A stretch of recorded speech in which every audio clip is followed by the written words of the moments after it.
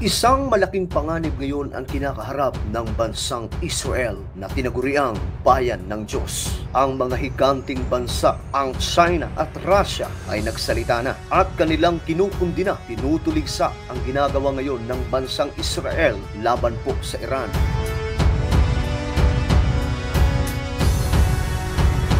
Ang tanong dito mga sangkay, mag-uumpisa na nga ba ang napakalawak at mas delikadong digmaan? Makikisali na nga ba ang dalawang higanting bansa na China at Russia? Sila na nga ba ay aatake anumang oras laban po sa Israel?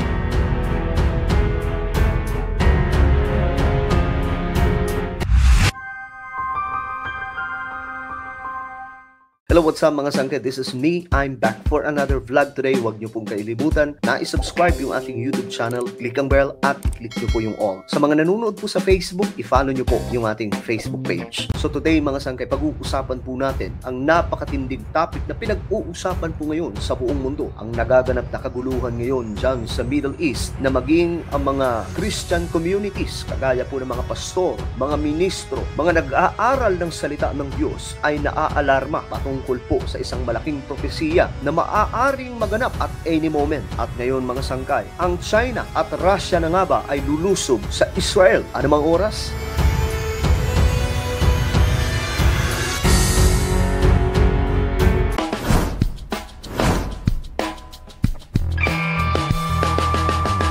Nagpapatuloy mga sangkay ang mga pag-atake ngayon ng bansang Iran o tinaguriang Persia. Kung babasahin po natin ang kasaysayan ng mundo mga sangkay, ang tunay na pangalan ng Iran ay Persia na nabanggit din po ito sa Biblia. At ngayon mga sangkay, nag-uumpisa na naman po ang isang malaking kaguluhan, isang kabanata mga sangkay ng malaking gulo ngayon sa ating mundo dulot po nitong mga malalaking digmaan na nagaganap sa ating planeta. Kagaya na lamang po ng digmaan ng Russia laban po sa Ukraine at ang malalaking digmaan ngayon na nagaganap sa Middle East laban po sa bayan ng Diyos na Israel.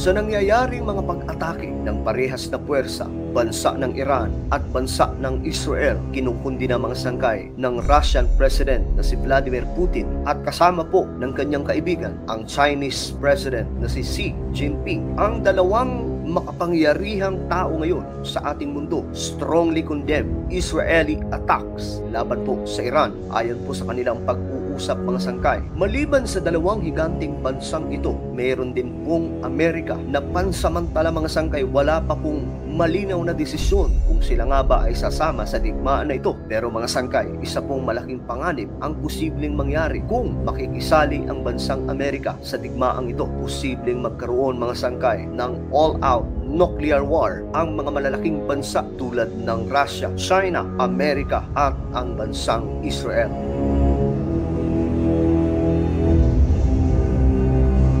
Ayon po sa report, mga sangkay, ang Israel daw po ay umaasa na ang bansang Amerika sa pangunguna po ni President Donald Trump sasama na sa mga pag-atake laban po sa Iran. Ngunit sinabi na rin po ng Prime Minister ng Israel, sumama man daw po ang Amerika o hindi, wala man tumulong sa kanila, mga sangkay, itutuloy po nila ang digmaang ito.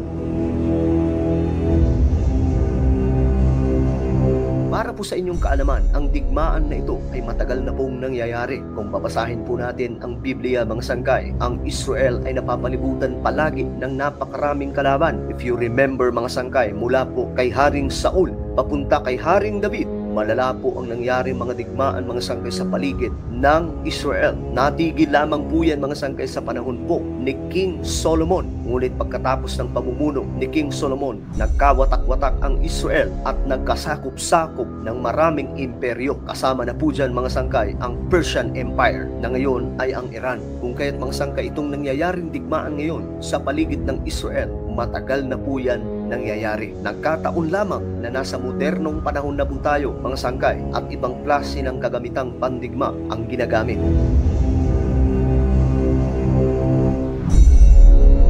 Pero kung pagbabasihan po natin ang banal na aklat, mga sangkay, kung ano nga ba ang sinasabi ng salita ng Diyos, na ngayon, mga sangkay, ang Iran na po mismo ang siyang kalaban ng Israel. Mukhang mapapaisip po tayo, mga sangkay, na papunta po ito sa isang malaking propesiya na nakasulat sa Biblia. Kung babasahin po natin ang Book of Ezekiel, chapter 38 at chapter 39, mapapag-alaman po natin dito, mga sangkay, na mayroong isang malaking digma ang paparating sa ating mundo. At ang digmaan na ito ay hindi pa nagaganap sa kasaysayan ng ating planeta. Dito, mga sangkay, nabanggit ang Persia o ang Iran na siyang magiging kasapi sa isang malaking alyansa ng Gog. Ayon sa Biblia, mga sangkay, sa Book of Ezekiel, chapter 38, patatalikurin kita ngayon at lalagyan ko ng kawit ang iyong panga. Iaalis kita sa sarili mong bayan. Ikaw at ang iyong hukbo, ang iyong mga kabayo at mga ngabayo na nasa hustong kasuutang pangdigma, may pananggalang at tabak. Kasama nila ang kalalakihan ng Persia, Ethiopia at Libya na pawang may pananggalang at nakahelmet. Sa madaling sabi, mga sangkay, ito po ang grupo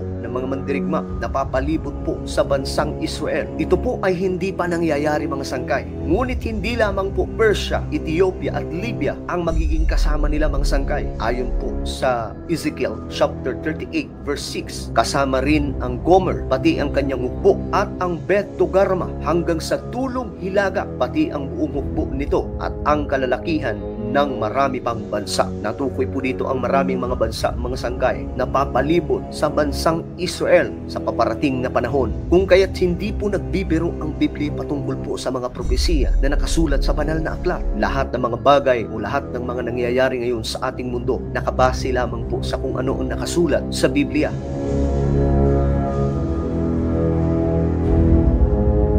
Kaya't marami po mga Bible scholars ang nagsasabi na ang rapture ay posibleng maganap anumang oras sa ating mundo. Ang rapture, mga sangkay, ay ang pagdagit sa lahat ng mga mananampalataya, na kung saan napakaraming mga mananampalataya, maraming mga tao ang mawawala sa ating mundo sa araw na yan. Ang propesiyang iyan ay mababasa po, mga sangkay, sa 1 Thessalonians chapter 4 at 1 Corinthians chapter 15. Any moment mangyayari, mga sangkay, itong sinasabing rapture, sapagkat itong mga nagaganap ngayon sa ating mundo na walang humpay na pagkatupad sa mga propesiya patungkol po sa huling mga araw, wala pong ibang tinutumbok kundi ang kaganapan po ng sinasabing pagdagit sa lahat ng mga mananampalataya na tunay at tapat na naglilingkod sa ating Panginoon.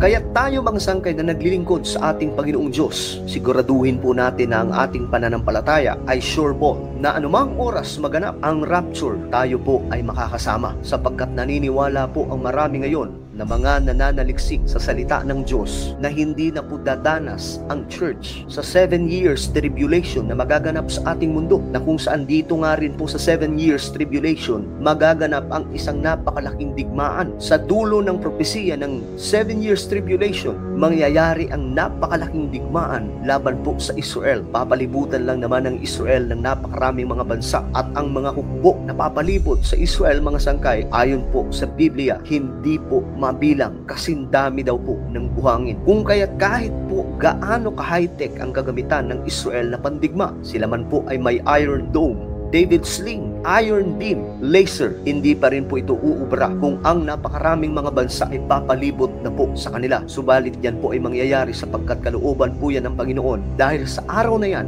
bababa ang ating Panginoong Diyos at makikilala nila na ang Mesaya ay ang ating Panginoong Hesus na kanilang ipinapako sa krus. At alam po natin, mga sangkay, sa Biblia kung ano ang kahihinatnan sa napakaraming mga sundalo na papalibot sa Israel. Sila pong lahat ay mawawipe out, sila po ay matatalo. At ayon sa Biblia, ililibing po sila sa loob ng 7 buwan dahil sa dami ng mga sundalo na mamamatay sa araw na yan. Kung kaya't itong mga nangyayari ngayon, mga sangkay, na digmaan sa Middle East, dadating po talaga sa punto na ang Israel ay papalibutan ng mga higanting bansa, pagkakaisahan at pipiliting mabura sa ating mundo. Ngunit, mga sangkay, hindi po papayag dito ang Diyos. Magkakaroon po ng divine intervention ng ating Panginoon. Aktwal na sasalagin ng Diyos ang mga kalaban ng Israel ayon po sa propesiya na nakasulat sa Biblia.